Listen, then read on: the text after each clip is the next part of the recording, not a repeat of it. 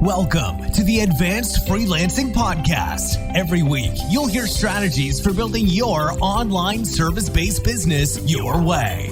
And now, here's your host, veteran freelancer, author, and TEDx speaker, Laura Briggs.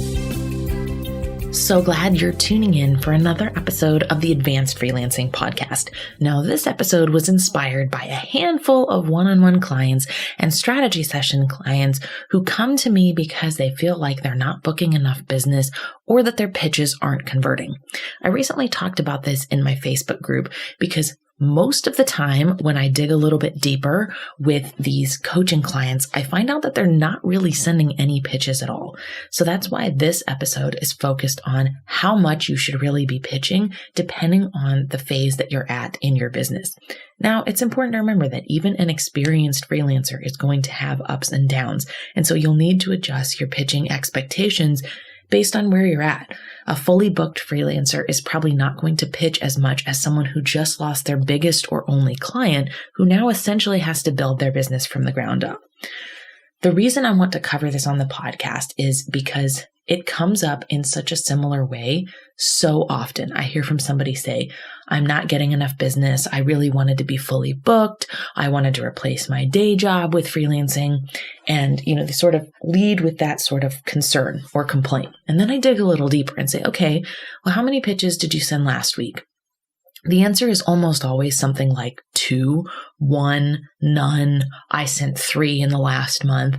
And that really confuses me because would you go to your personal trainer and complain, or your spouse or your friend and complain, I'm not really building any muscle, if the answer to that was, I go to the gym once a month or twice a week for 20 minutes, essentially doing the absolute bare minimum.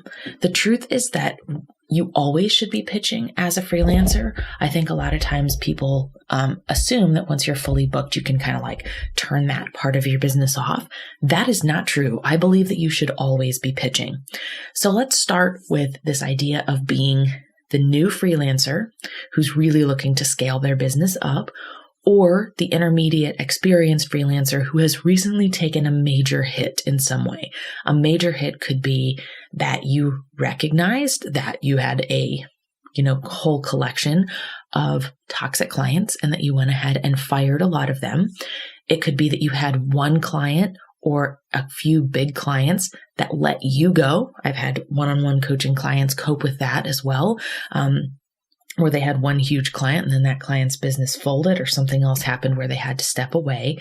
It could be maybe that you took some time off from freelancing. So you're not new to the game, but you had to take a couple of months off for personal or professional reasons. And now you're coming back and you really need to ramp your business up again. So these are what I would consider more like crisis pitching situations, and you definitely need to turn up the volume on how much pitching you're doing in order for that to be successful. So it is not enough to jump back into the game and send 1 pitch or 2 pitches per week. Now, people are often looking for this magic number. I'm not guaranteeing that what I'm going to tell you is going to be your magic number. But if you're not sending a minimum of 25 pitches a week, I never want to hear that your pitches are not working.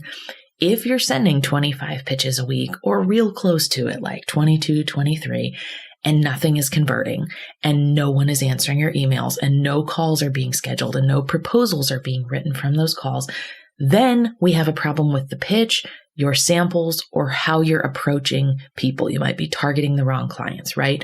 But when you're only pitching once or twice a week, you do not have enough data to say that this isn't working. That is the absolute bare minimum that a fully booked freelancer should be sending. So if you are in crisis mode or if you are new, promise yourself that you're going to send 25 pitches a week. Now, I include everything in that 25 pitches. That includes job board pitches. That includes Upwork. That includes reaching out to people on LinkedIn. That includes sending cold email pitches. That even includes if you do have previous clients, if you're that experienced freelancer, that includes following up with them, reaching out to see if there's more business they can offer you. For example, I've had a client for 3 years that all of a sudden, they just stopped assigning me projects around the end of December. And right now we're about 1 month later when I'm recording this episode. And I didn't know why that was, but the job, I couldn't get them to respond to me in the Upwork workroom. So I just closed the job and left them feedback and kind of was like, okay, well, what do I do now? The next step for me was finding the owner of that company who I'd had a few conversations with in the Upwork workroom and who I knew was the person who was paying the invoices. I found him on LinkedIn. I connected with him, sent him a personalized message about who I was in case he didn't remember. And we kind of had some back and forth for a couple of days. And it wasn't until he consistently saw me posting on LinkedIn that I think my name kept popping up into his brain. And this is one of the strategies I go over a lot in LinkedIn for freelancers. It's often the lurkers or the people that you maybe have a really firm outreach method with, but they don't necessarily respond to that. It's sometimes the fact that they're looking and watching your profile and they hear from you enough and see you enough that they reach out. So for me, that outreach was considered a pitch for that particular week, right? I was sort of re-engaging that client, initiating that conversation all over again. That client immediately after, seeing me post different things about my business on LinkedIn, some of which were not even related to freelancing, suddenly reached out and said, hey, we really need to bring you on with a retainer. We have like several projects per month that we need your help with. So we negotiated that contract, very quickly and got things going. So that's just one example. Like a pitch does not always have to be from square one. You sit down and you write it. It can be follow-up. It can be Upwork. It can be all of the other things that I've mentioned. It could be following up with someone that you met at a networking meeting in person and you're trying to initiate that process. I don't know why it's become so common that a lot of freelancers think that, we have a lot of benefits in our business, okay? It is a lot easier to win clients thanks to things like the internet, thanks to things like job boards like Upwork. That doesn't mean it's easy. If it were as easy as spending 5 seconds a day on your marketing, then everyone would be a freelancer, right? The fact that everyone is not a freelancer should be telling to you that there is work going on behind the scenes, and it is not just the work that you do for your clients. As a freelancer, you are a salesperson. That is your job. Yes, you might create content, or as a virtual assistant, you might do admin tasks. You might design logos and other tools, but more importantly, you are a salesperson. And if you are not starting that sales process, initiating conversations and sending out pitches, you will eventually have a lot of your work dry up. And this is something where a lot of those more experienced freelancers fall into a really bad habit that I will talk about in a moment. So if you're new or if you are in crisis mode, 25 pitches a week, no complaining about problems with your pitching or that your business isn't growing if you're not sending 25 pitches a week. Because if I am working with you one-on-one, or if you're in a strategy session, or you're in my Facebook group, or you respond to one of my emails and you have a legitimate concern, which is I'm not booking business. My business isn't growing. I don't have enough clients on the books. My first question to you is going to be how much you are pitching. And if your answer is an hour a week or 2 pitches a week or 3 pitches a week, it is simply not enough. You're not serious about growing your business if you are only doing it a handful of times per week. So there needs to be a little bit of an expectation adjustment there as far as what it really takes to grow your business and to bring in business. So perhaps you've been booked for a while. So that was part one, is for the person who's new and for the person who's in crisis mode. Now let's switch gears into the freelancer who's been at this for a while and is close to fully booked or is fully booked. This is a myth that a lot of freelancers assume, well, I'm good, I'm fully booked, I'm going to stop marketing. And this really comes back to bite you if you need to fire a client, if a client's business folds, if a client fires you. That can be devastating if you've done absolutely no marketing for the last 1 month or 3 months, because you're essentially starting from zero in that crisis mode as well. To guard against this, I strongly recommend having a pipeline of warm leads at all times. This means that you might dial your marketing back, but you're still actively involved in marketing. So even when I'm fully booked, I am still posting articles on LinkedIn. I'm still following other thought leaders on LinkedIn, commenting on their posts and responding to their comments on mine. I'm still checking Upwork. I'm still checking the daily job boards once a day. I'm not putting hours and hours into that that effort. Instead, I might be only putting 30 minutes a day into Upwork, but I never let my marketing just sit there, right? Perhaps I've got that process streamlined and I've got a virtual assistant posting on LinkedIn for me and I feel like I'm good. I still should be taking forward action steps with my marketing every single week. So maybe I outsource a lot of my marketing tasks to kind of keep it on the simmer mode on autopilot. But I might say, you know what? I don't really have a funnel. I'm not offering a freebie to my clients where they get something after, enrolling in my email list. And I'm not using that to nurture my leads and follow up with them. Or my blog sucks. I really need to fix it and pick like the 10 blog post topics I'm going to write about next. Those are also ways that you can still be involved in marketing when you're close to fully booked or fully booked. Take on some of those bigger projects so that you can continue to have people who are reaching out to you. You know best what your turnaround time is on your pitches. For example, maybe you pitch on Upwork jobs and it's like 3 to 5 days later, you've got that contract set up on Upwork. If you're doing cold outreach to somebody on LinkedIn or through emails, it might take a lot longer than 3 to 5 days. So pitching today, even on that low power simmer mode, isn't about the business you get today.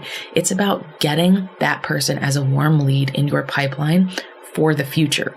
So the pitches that I send today on my low power mode are really about the business that I'm hoping to book 2, 3, or 4 months later. And you can see why that's so important that you continue to send pitches even when you are fully booked or very close to fully booked, because what's the worst case scenario that could happen? Someone wants to hire you and you don't have capacity yet? Great. Put them on a wait list.